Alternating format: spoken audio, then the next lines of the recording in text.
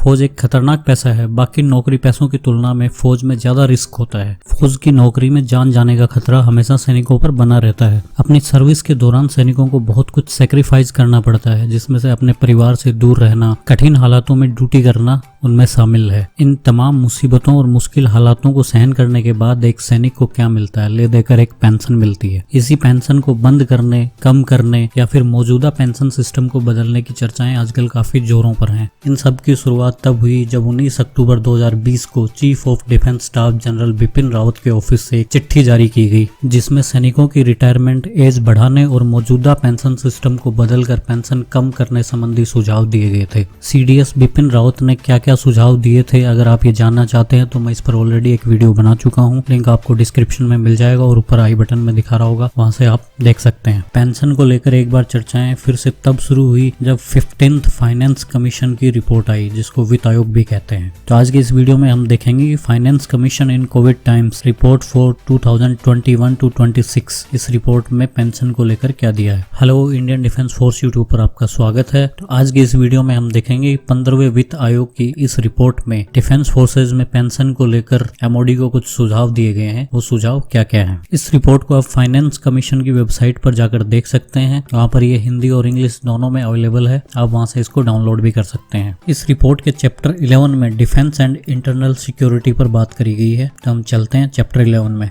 इस रिपोर्ट के पॉइंट 11.11 में डिफेंस पेंशन एक्सपेंडिचर के बारे में बताया गया है, जो कि फाइनेंशियल ईयर 2020-21 में 1,33,825 करोड़ रुपीस है और ये डिफेंस के टोटल एक्सपेंडिचर का लगभग 28.39% है और जीडीपी का 0.60% है और जो यूनियन गवर्नमेंट है उसके एक्सपेंडिचर का लगभग 5.1% है। अब चलते हैं पॉइंट नंबर 11.65 पर, जिसमें लिखा है due to the overall fiscal constraints the MoD should also take immediate measures to innovatively bring down the salaries and pension liabilities. इसका मतलब मैं आपको हिंदी में बता देता हूँ। राजकोषीय बाधाओं को ध्यान में रखते हुए रक्षा मंत्रालय को वेतन और पेंशन को कम करने के लिए तुरंत नए उपाय करने पड़ेंगे। इससे अगले पॉइंट में लिखा है कि रक्षा मंत्रालय भी लगातार डिफेंस पेंशन में सुधार की संभावनाएं तलाश कर रहा है, जैसा उन्होंने पार्लियामेंट्री कमेटी के साथ डिस्कस किया है और ये सुधार हैं वो आगे वाले पॉइंटों में बताए गए हैं। सुधार का जो पहला पॉइंट है वो है डिफेंस फोर्सेज की जो मौजूदा पेंशन स्कीम है उसको न्यू पेंशन स्कीम में चेंज करना, या फिर डिफेंस फोर्सेज के लिए एक नई पेंशन स्कीम लेके आना। एनपीएस यानी न्यू पेंशन स्कीम जो 2004 में लागू हुई थी, इसके बारे में तो आप लोग जानते ही होंगे। डिफेंस फोर्सेज को छोड़कर बाकी सभी सरकारी कर्मचारियों के लिए न्यू पेंशन स्कीम लागू है। अगला जो सुधार का पॉइंट है वो ये है कि पर्सनल बिलो ऑफिसर रैंक यानी पीबीओआर, उनके लिए रिटायरमेंट एज को एक रीजनेबल लेवल तक बढ़ा देना है। यानी इसमें जो इनिशियल एंगेजमेंट एयरफोर्स में 20 साल और नेवी में 15 साल है, उसको खत्म करके पीबीआर्स के लिए जो रिटायरमेंट एज है उसको बढ़ाकर 58 ईयर्स तक कर दिया जाएगा। इसके बाद अगला जो पॉइंट है वो है transfer of retired personnel to other services like the paramilitary forces after active service of a certain duration and resettlement of ex serviceman through skill development course. यानी रिटायरमेंट के बाद defence personnel paramilitary forces join कर सकेंगे और ex serviceman को उनके resettlement के लिए स्किल डेवलपमेंट कोर्स करवाए जाएंगे। इसके आगे फाइनेंस कमीशन ने कहा कि हम रिकमेंड करते हैं कि रक्षा मंत्रालय को ज्यादा टाइम न वेस्ट करते हुए इन बिंदुओं पर विचार करते हुए तुरंत सकारात्मक कदम उठाने चाहिए, जिससे कि डिफेंस पर्सनल की पेंशन ग्रोथ